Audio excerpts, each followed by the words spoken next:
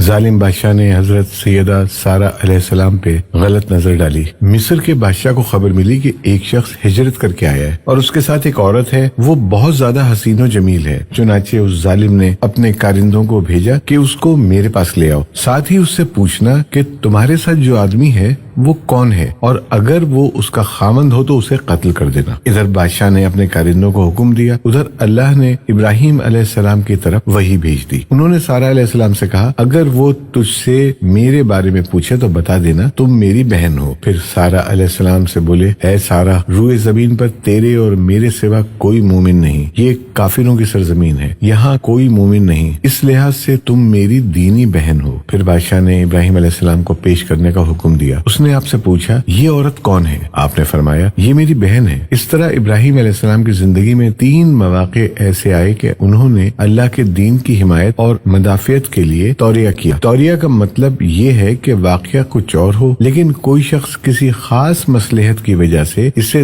2 معنی والے الفاظ کے ساتھ اس انداز میں بیان کرے کہ سننے والا اس واقعے کو نہ سمجھ سکے بلکہ اس کا ذہن خلاف واقعہ چیز کی طرف منتقل ہو جائے۔ شریعت نے بعض مخصوص حالات میں اس کی اجازت دی ہے۔ وہ 3 مواقع جہاں حضرت ابراہیم علیہ السلام نے توریہ فرمایا، اس کی وضاحت کچھ اس طرح ہے۔ ایک یہ کہ آپ نے میلے پر نہ جانے کی غرض سے ان لوگوں سے کہا تھا کہ میں بیمار ہوں۔ دوسرے موقع پہ فرمایا تھا کہ یہ کام اس بڑے سردار بت کا ہے۔ تیسرے، سارہ علیہ السلام کو دینی بہن قرار دیا۔ اس ظالم بادشاہ نے سارہ علیہ السلام کو اپنی تحویل میں لے لیا۔ جب سارہ علیہ السلام کو معلوم ہوا کہ وہ ایک بدکار شخص ہے تو انہوں نے اللہ تعالیٰ سے دعا کی کہ اے اللہ، تجھے معلوم ہے میں تجھ پر اور تیرے نبی پر ایمان لے آئی اور اپنے جسم کو اپنے خامند کے سوا ہر ایک سے محفوظ رکھا، لہذا آپ اس کافر کو مجھ پر مسلط نہ کیجیے گا۔ چنانچہ اس کافر بادشاہ نے جب سیدہ سارہ کو پکڑنے کے لیے اپنا ہاتھ بڑھایا تو اس کا ہاتھ چھل ہو گیا اور اپنی جگہ جم گیا۔ وہ لگا چیخ پکار کرنے، اس میں اتنی طاقت نہ رہی کہ اپنے ہاتھ کو حرکت دے سکے۔ اس کی آواز سن کر اس کے محافظ بھاگتے ہوئے آئے۔ انہوں نے اس کے ہاتھ کو چھڑانا چاہا لیکن چھڑا نہ سکے۔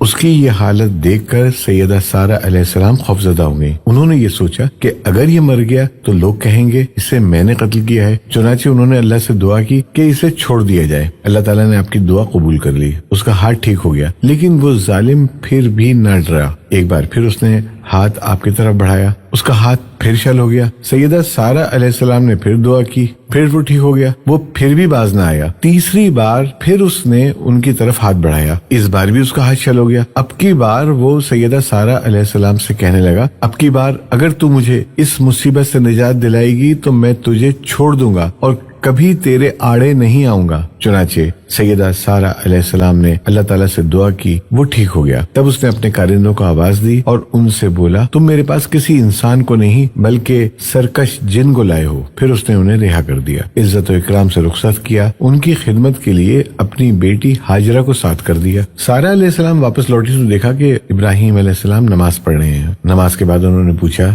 سارہ، اس نے تمہارے ساتھ کیا سلوک کیا؟ سیدہ سارہ علیہ السلام نے سارا واقعہ سنا دیا، جسے سن کر آپ نے فرمایا الحمدللہ۔ پھر بولے، اب ہم یہاں نہیں رہیں گے بلکہ واپس جائیں گے۔ چنانچہ ایک بار پھر فلسطین آ گئے، وہیں اپنی زندگی بسر کرنے لگے۔ جب آپ فلسطین میں مستقل طور پر رہائش پذیر ہوئے تو لوط علیہ السلام بھی آپ کے ساتھ تھے۔ لوط علیہ السلام آپ کے بھتیجے تھے، ان کے والد کا نام باران تھا۔ یہ بچپن سے ہی سیدنا ابراہیم علیہ السلام کے زیر سایہ رہے ہیں، انہیں کے یہاں پرورش پائی، اس لیے دین حق کو فوراً قبول کیا۔ جب سیدنا ابراہیم علیہ السلام نے عراق سے شام کی طرف ہجرت کی تو یہ آپ کے ساتھ تھے، وہاں سے ہران گئے تب بھی ساتھ تھے، پھر مصر کی طرف ہجرت کی تو بھی لوط علیہ السلام آپ کے ساتھ تھے۔ آخر کار جب آپ نے مصر کو خیر بات کہا اور فلسطین آ گئے تب بھی حضرت لوط علیہ السلام آپ کے ساتھ تھے۔ اب ابراہیم علیہ السلام نے لوط علیہ السلام کو حکم دیا کہ وہ بستی سدوم کی طرف چلے جائیں، اس لیے کہ اس بستی کے لوگ کفر کی انتہائی گہرائی میں جا چکے ہیں، انہیں کفر و شرک سے نکالنے کے لیے وہاں جائیں، اللہ کی طرف دعوت دیں۔ چنانچہ لوط علیہ السلام تو اس طرف نکل گئے اور ادھر فلسطین میں صرف 3 ہی مسلمان رہ گئے، ابراہیم علیہ السلام، ان کی زوجہ محترمہ سیدہ سارہ علیہ السلام اور سیدہ ہاجرہ علیہ السلام۔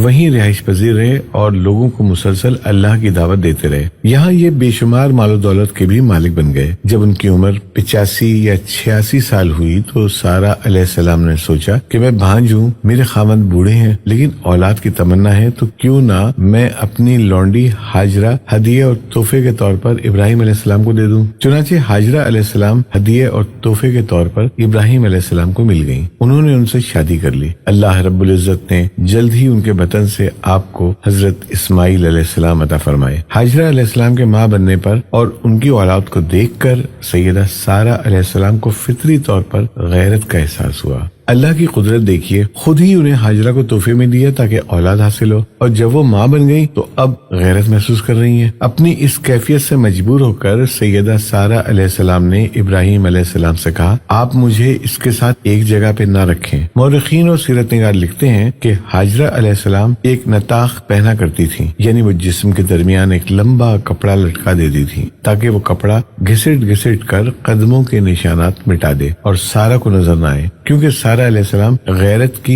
हद को पहुंच चुकी थी। इब्राहिम अलैहिस्सलाम ने सारा अलैहिस्सलाम के अंदर गैरत के आसार देखे तो हाजरा को निगाहों से दूर कर दिया। इधर अल्लाह का हुक्म भी नाजिल हो गया कि अपनी बीवी हाजरा और दूध पीते बच्चे इस्माइल को साथ ले लें और मक्के की तरफ रुख करें। इब्राहिम अलैहिस्सलाम मक्के की तरफ रवाना हुए। ये जगह उस वक्त बिल्कुल वीरान और बेआबाद थी। ना कोई इंसान था, ना पानी, ना नबातात के आसार थे, गर्ज कोई चीज नजर नहीं आती थी। बस पहाड़ों के दरमियान एक मैदान था। यही वो मुकद्दस और तारीखी वादी थी जहाँ हजरत इब्राहिम अलैहिस्सलाम अपनी ज़ौजा और लख्ते जिगर को छोड़कर वापस पलटे। सैयदा हाजरा अलैहिस्सलाम को बहुत हैरत हुई। उन्हें ये उम्मीद नहीं थी कि उनके खाविंद उन्हें एक बेआबाद जगह तनहा छोड़कर चल देंगे। इस पर बच्चे की जिम्मेदारी अलग थी। चुनाचे उन्होंने इब्राहिम अलैहिस्सलाम को आवाज दी, लेकिन उन्होंने मुड़कर भी न देखा। अब वो उनके पीछे आई और करीब पहुंचकर बोली, ए इब्राहिम, हमें कहाँ छोड़े जा रहे हो? यहाँ ना पानी है, ना खुराक, ना कोई इंसान। इब्राहिम अलैहिस्सलाम ने कोई जवाब नहीं दिया, कोई परेशानी भी जाहिर न की और चलते रहे। सैयदा हाजरा अलैहिस्सलाम भी आपके पीछे चलती रहीं और पूछती रहीं, हमें किसके हवाले करके जा रहे हैं? यहाँ तो कोई भी जानदार नहीं, मुकम्मल तौर पर बेआबाद इलाका है। लेकिन उन्होंने अब भी कोई तवज्जो न दी। आखिर सैयदा हाजरा अलैहिस्सलाम ने कहा, क्या आपको अल्लाह ने इस काम का हुक्म दिया है? अब आपने